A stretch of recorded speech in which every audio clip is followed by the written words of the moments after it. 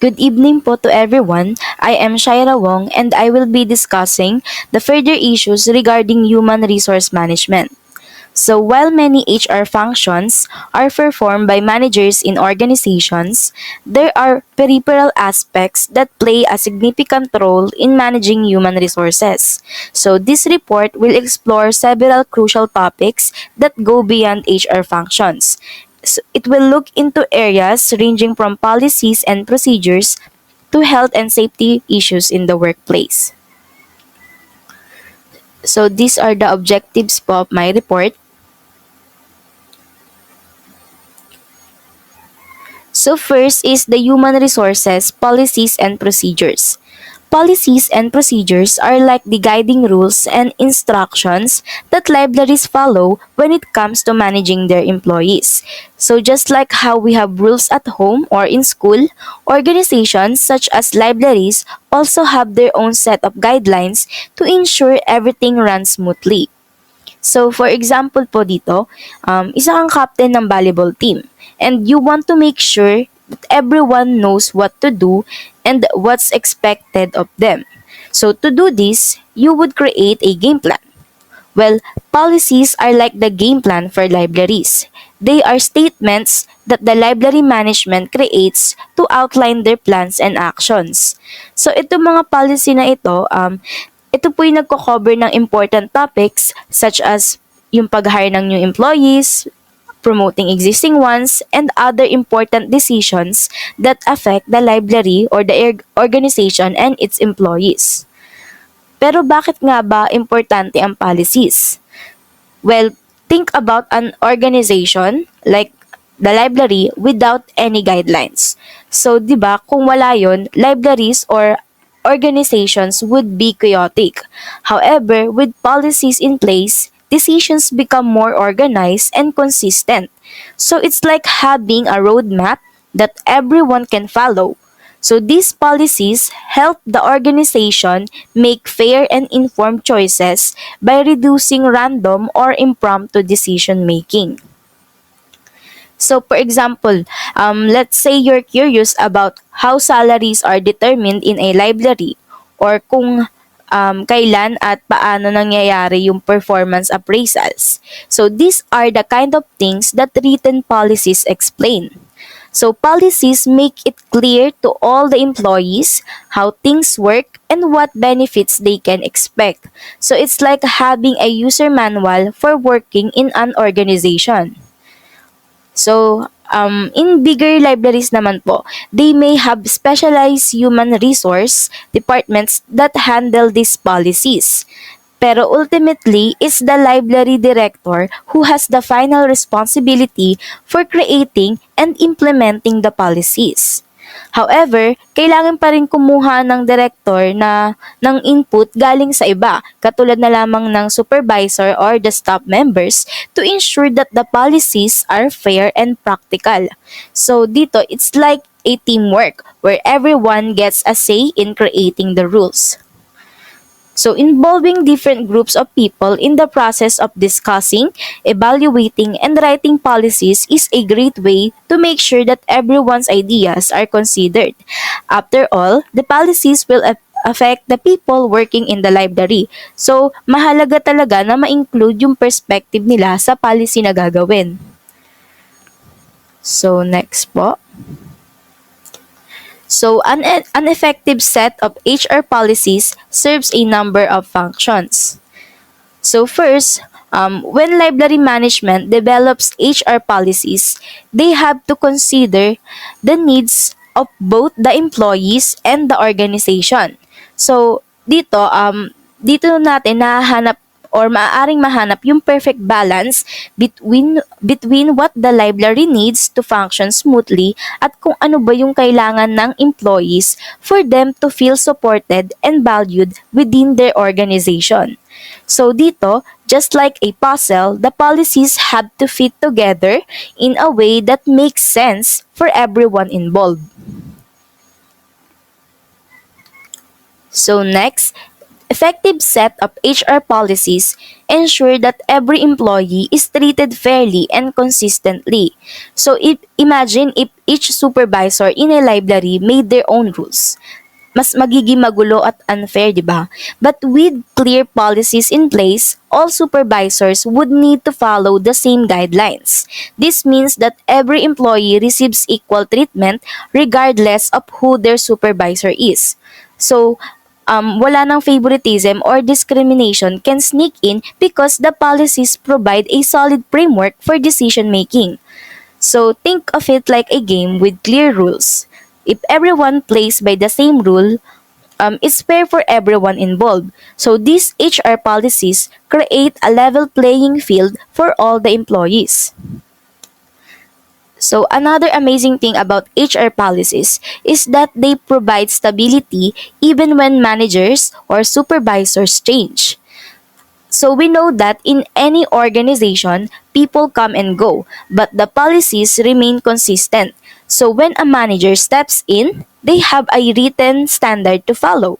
So this ensures that the library continues to operate smoothly without confusion or disruption. Hindi na kailangan mag-worry ng mga employees about the policies changing every time na meron silang bagong supervisor or manager. So it's like having a reliable anchor which keep things steady in times of change. So imagine if you were playing a game and the rules kept changing every time a new referee came in. So 'di ba nakaka-frustrate at mas nakakalito. The same goes for employees in an institution.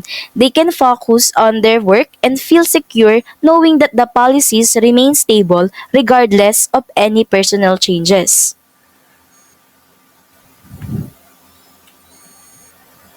So next po, human resources policies can be both broad and narrow. For example, a particular library states that they do not discriminate against any employee on the basis of age, gender, race, religion, or national origin. On the other hand, policies can be more specific. For instance, a policy might say that every employee is entitled to 4 weeks of paid vacation each year. So these policies set the tone and expectations for how employees should be treated and what benefits they can enjoy. However, it's important pa rin to note that policies are like road signs. So they point you in the right direction, but they don't provide you with the detailed steps on how to get there. And that is where procedures come in. Procedures are like step-by-step instructions that explain how a policy will be implemented. So they lay out the specific actions and methods needed to achieve a particular result. So procedures can be created to guarantee equal opportunities within the organization or in our case within the library. So they might include steps to prevent discrimination and ensure that everyone has an equal chance to grow and succeed. So these procedures provide a roadmap for managers and employees to follow na makatulong para ma-ensure na yung library remains a welcoming and supportive environment for all. So in addition to policies and procedures, organizations also have rules. So rules are like the basic guidelines that everyone in the organization needs to follow. So they are the minimum standards of behavior and conduct. For example, rules might include the required number of work hours per day or the maximum number of allowed absences. So, itong mga rules na to, they create predictability and help the organization achieve its goals without disruptions. So, mahalaga na lahat ng policies, procedures, and rules ng isang organization are written down and accessible to everyone. But it doesn't stop there. They also need to be effectively communicated and understood by all the employees. So next po, is how our policies, procedures, and rules communicated through an organization. So Paano nga ba nagko-communicate yung policies and procedures sa isang organization? First, mahalaga na ma-ensure that supervisors are well informed about these guidelines. After all, they play a key role in implementing and enforcing these guidelines fairly and consistently. So, para ma-achieve ito, organizations often conduct special training sessions specifically designed for supervisors. So these sessions help familiarize the supervisors with the policies, procedures, and rules. And this also ensures that they can administer them in an equitable and uniform manner. But what about the employees who aren't in supervisory roles? How do they learn about these important guidelines? Well, for them, that's where the employee handbook or manual comes into handy. So this guidebook is often given to each new employee during their orientation. So it's like a map that provides valuable information about the library's policies, procedures, and rules. So it's a reference they can turn to whenever they have questions or need guidance.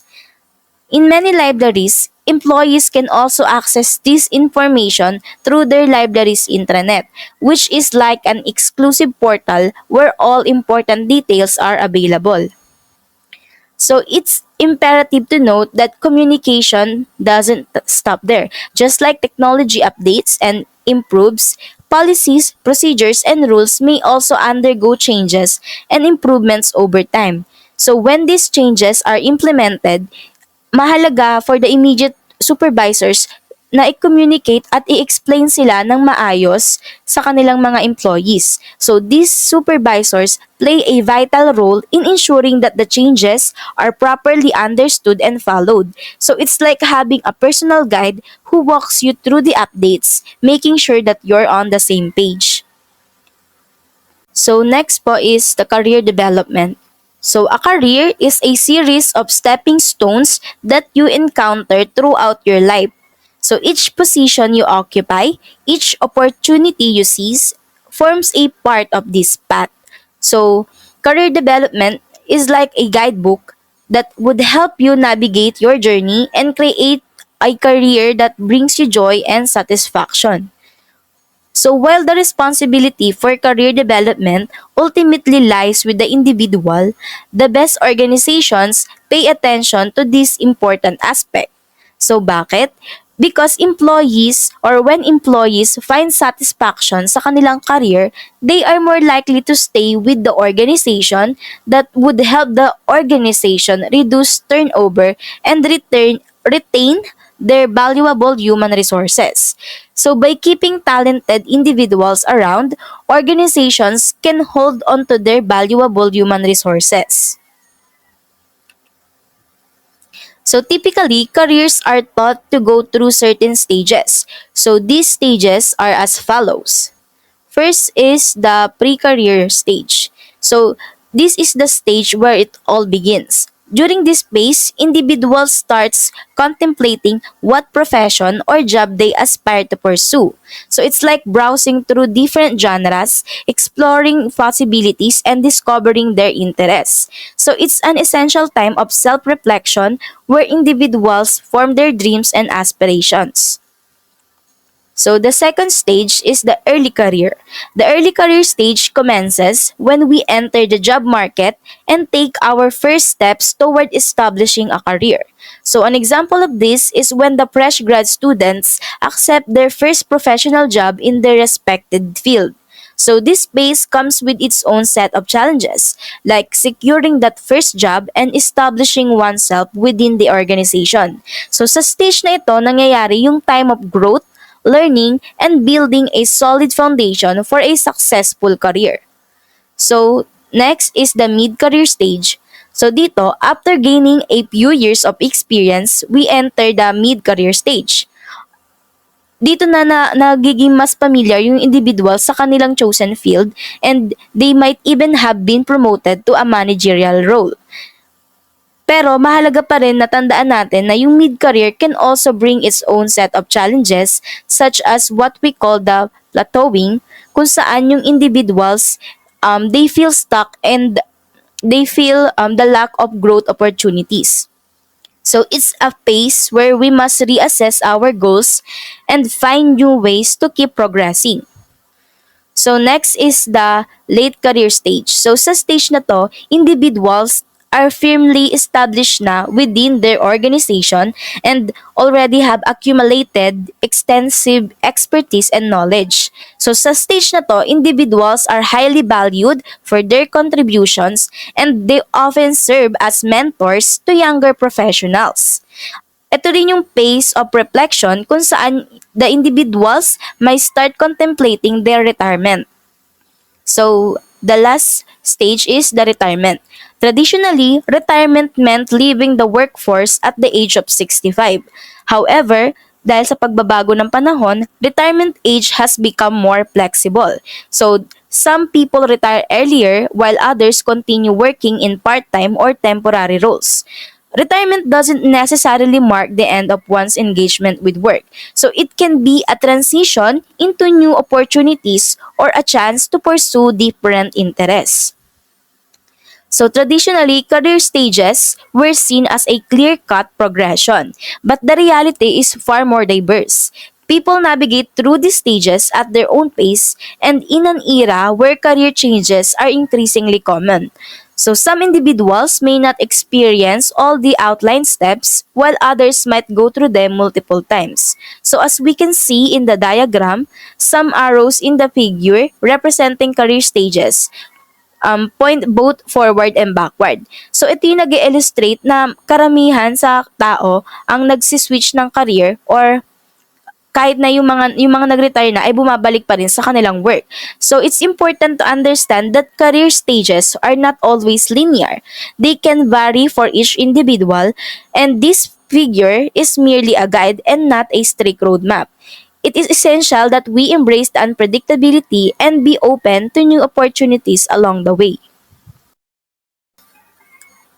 So next po is the plateauing. As we pursue our careers, we often aspire to grow and advance. However, there are times when we feel stuck and unable to progress. So this phenomenon is called plateauing.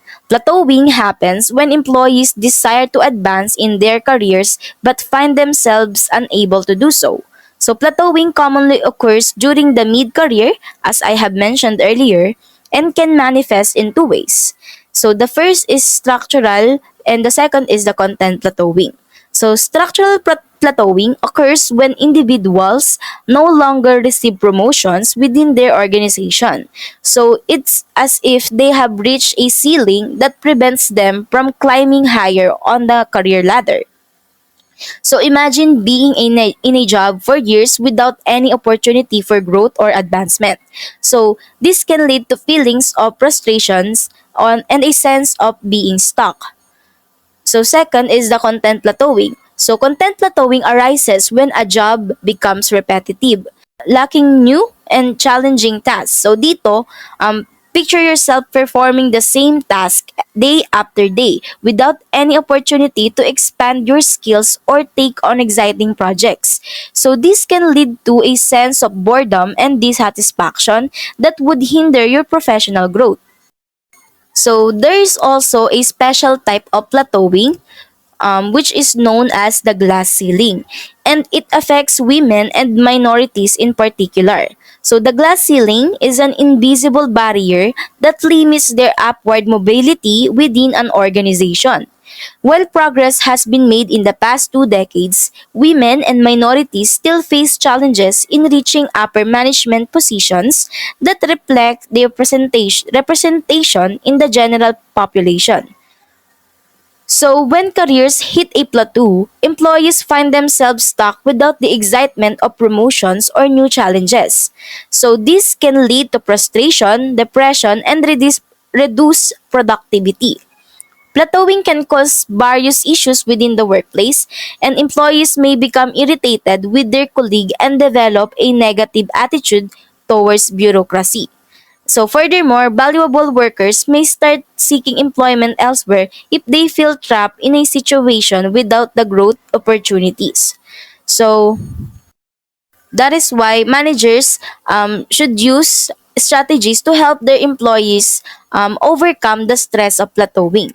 So the following are the human resources practices that help overcome the problems of plateauing. So first, instead of relying on preconceived notions, managers should conduct fair and accurate performance appraisals by recognizing and valuing each employee's unique contributions so that negative stereotypes can be challenged. So, for example, a library assistant has been consistently exceeding expectations in her work, but she often feels overlooked due to her reserved nature.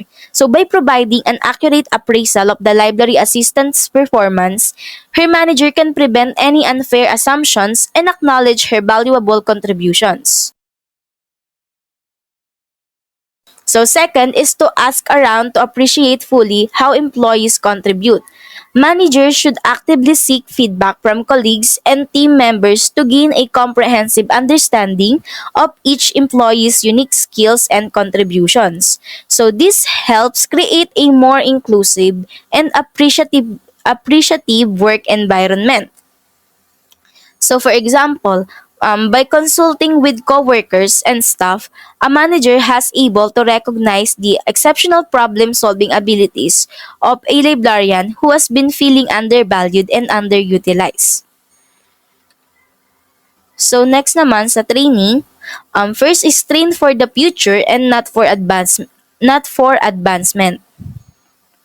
So instead of focusing solely on training employees for promotions, organizations should emphasize future-oriented skill development.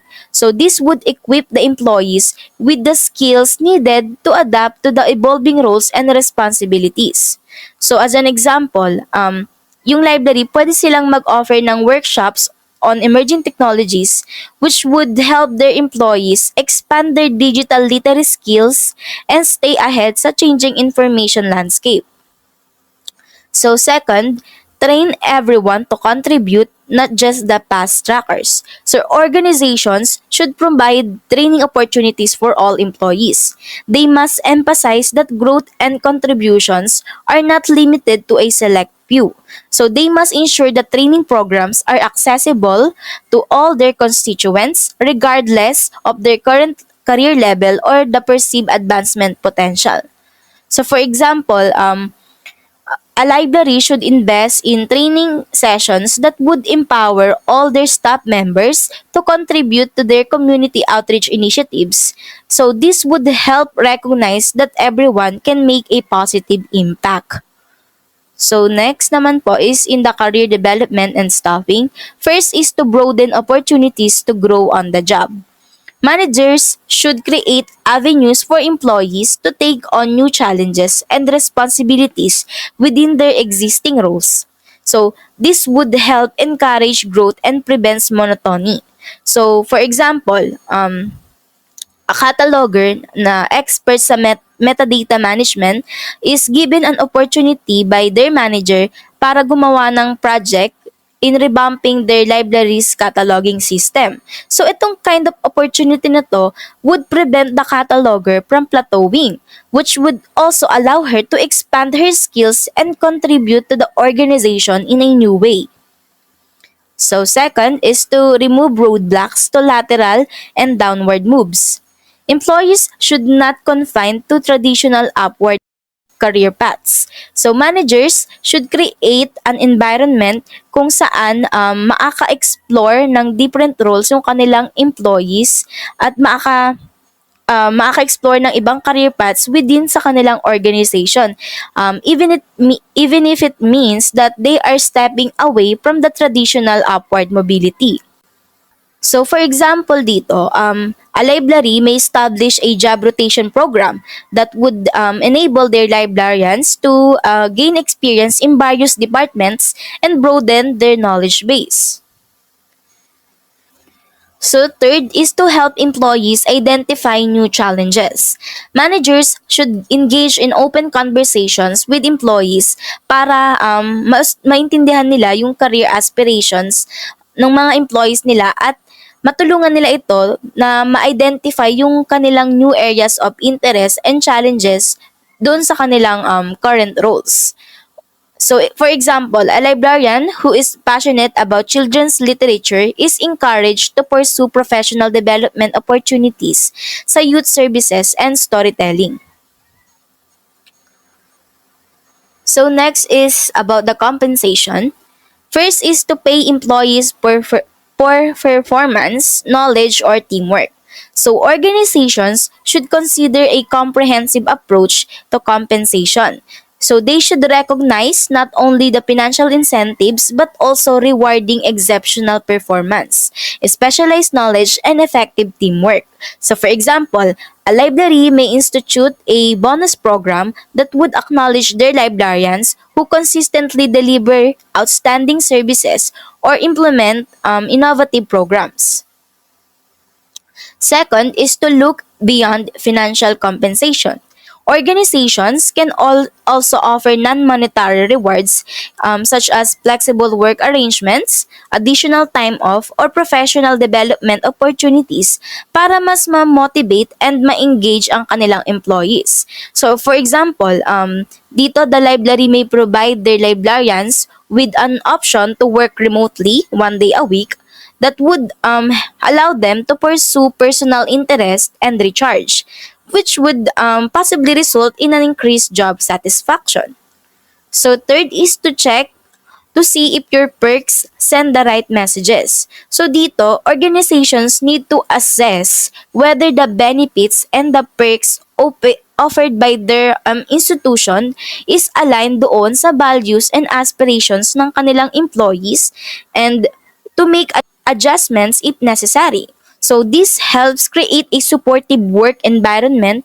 So for example, a library may revise its benefit package to include wellness programs and support services that would address the specific needs of its employees. So, last naman po is the human resources planning. First is to determine how many employees have plateaued. So, by conducting regular assessments, organizations can identify employees who may be experiencing plateauing and take proactive measures to address their concerns. So for example, the library conducts an anonymous employee survey para ma-measure yung job satisfaction and career growth ng kanilang employees. So the results reveal that a group of employees are feeling stagnant. So this should prompt the organization to implement strategies to support their employees' professional development. Second is to determine what proportion of plateaued employees are successful. So organizations should examine whether employees who have reached a plateau are still contributing positively to the organization. So recognizing their value and creating opportunities for their expertise can boost morale and productivity. So for example, um, the organization recognizes the extensive knowledge and experience of their senior librarians who have already reached a plateau in their career. So by appointing them as mentors for the newly hired librarians, the organization allowed them to share expertise and contribute further to their professional growth. So education about plateauing is crucial to prepare individuals for periods of career stagnation.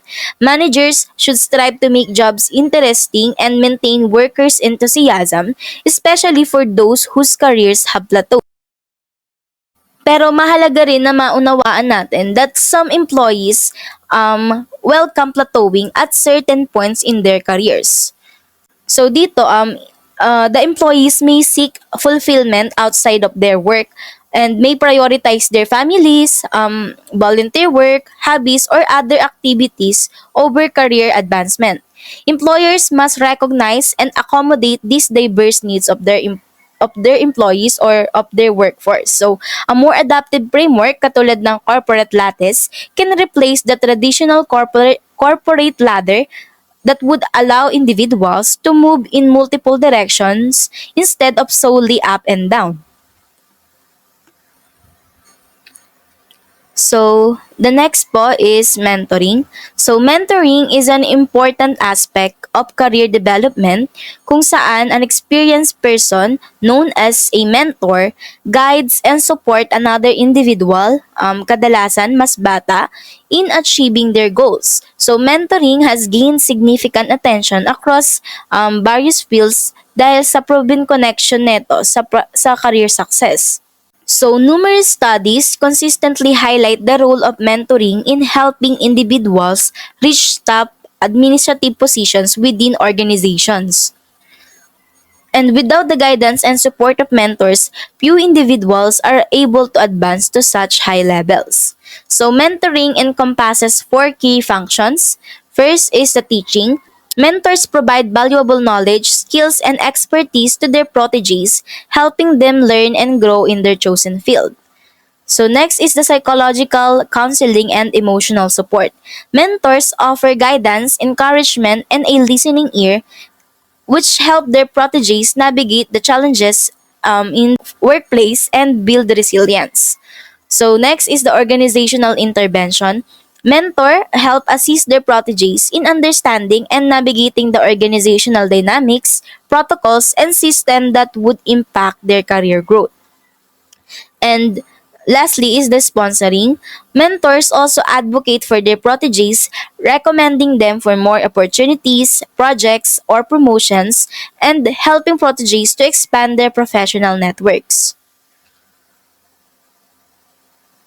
So, how to choose a mentor? Paano nga ba tayo mamimili ng ating mentor? So, several factors are essential in making mentorship valuable for both parties. And by finding the right mentor, you can build a solid foundation to make your professional relationship as healthy and beneficial as possible. So, first is pick a mentor who shares your values and definition of success.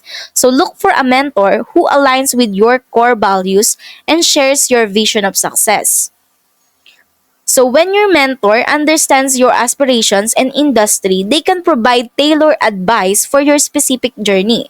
So take advantage of your existing network to identify potential mentors who may already exhibit compatibility. So choosing the right mentor sets the stage for a rewarding and effective mentorship that will help you guide towards success and personal fulfillment. So next is to look for someone able and willing to build new relationships. So it's essential that both you and your mentor have the time and willingness to establish a professional relationship. Look for a mentor who is actively involved in your field and can expand your network. So consider the level of commitment and communication required throughout the relationship to ensure a mutually beneficial partnership. So, yung second pala is to find someone who has attained specific goals that you are aiming for. So, dito, determine the specific goals you want to achieve, whether it's advancing in your career or exploring a new field. So, find a mentor who has already achieved these goals and can serve as a role model. So, research their career paths and accomplishments to identify someone who can guide you effectively. So, pang-apat, select a mentor who has differences that can challenge you. So, when choosing a mentor, it's important to find someone who can challenge you and help you grow in new ways. So, it is beneficial to seek a mentor with a different approach or background than your own. So by embracing different viewpoints, you'll become more mindful in your professional journey and discover innovative solutions to your challenges. So lastly is to meet with your potential mentor. So once you've discovered someone who could potentially be your mentor, it's important to meet them in person. So think of it as a friendly chat over lunch or date. And so this meeting will give you the chance to truly understand if you and your potential mentor are a good match. So now let us move on to the other parts of my report, which is about the health and safety issues in the library. So employers have a responsibility to ensure the health and safety of their employees. And today's workers are demanding a more healthful environment in which to work, and most managers are trying to provide such a workplace. So the following are some of the health and safety issues in the library. So first is the physical stress. Physical stress in the workplace, particularly related to computer use, is a growing concern in libraries and information centers. So, repetitive stress injuries such as carpal tunnel syndrome are becoming more prevalent and rampant among the employees who spend significant time working on computer keyboards. So, recognizing the impact of ergonomic injuries, libraries have taken measures to prevent and alleviate RSI. So, this includes investing in ergonomic chairs, workstations, and keyboards, implementing more frequent breaks, diversifying job activities, conducting exercise sessions, and providing training. So, employing good ergonomic practices such as proper monitor positioning, supportive chairs, adequate lighting, ventilation, and regular breaks can help alleviate these issues. So, as computer use remains integral to library work, it's crucial for managers to be mindful of physical stress and take steps to prevent the development of further cases of carpal tunnel syndrome and other related ailments. So, ito po yung example ng RSI and the carpal tunnel syndrome. So next is the job-related mental stress. Stress is a common experience for employees in various organizations, including libraries, and can arise from different sources. Librarians in particular face stress due to the rapid changes and technological advancements in their profession. So the pressure to adapt to new methods and technologies, along with increased responsibilities resulting from budget cuts, contributes to job-related stress in libraries.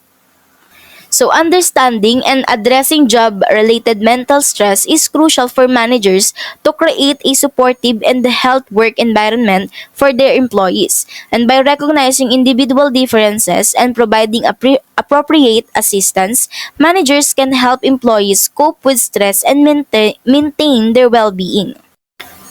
So next po is burnout. So burnout is a specific form of stress that affects individuals in people-oriented professions, including those working in libraries. So it is characterized by emotional strain, exhaustion, negative responses to others, and a loss of self-esteem.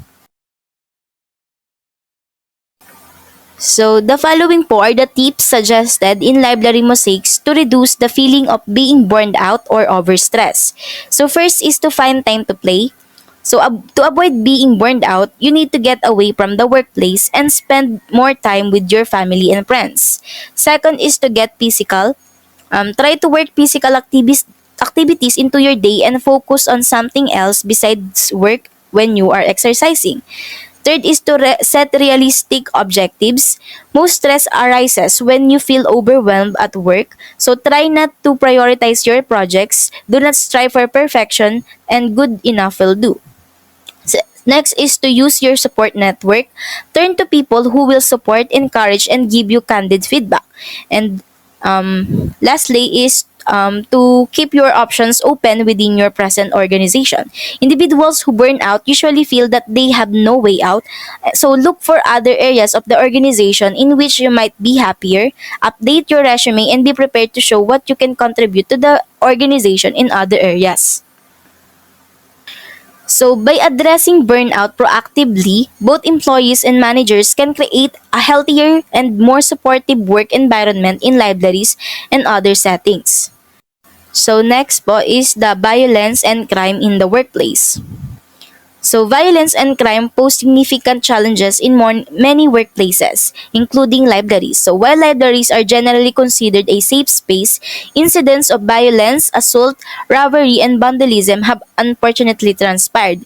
Factors such as the perception of libraries as accessible places and the presence of homeless and mentally ill individuals seeking refuge can contribute to the vulnerability of library environments. Additionally, the belief that violators will face fewer consequences in libraries further aggravates the issue. So, library managers are now increasingly aware of the potential um, workplace violence and are taking steps to mitigate it. Measures such as installing surveillance cameras and hiring additional security personnel have or should be implemented to enhance safety for both employees and patrons.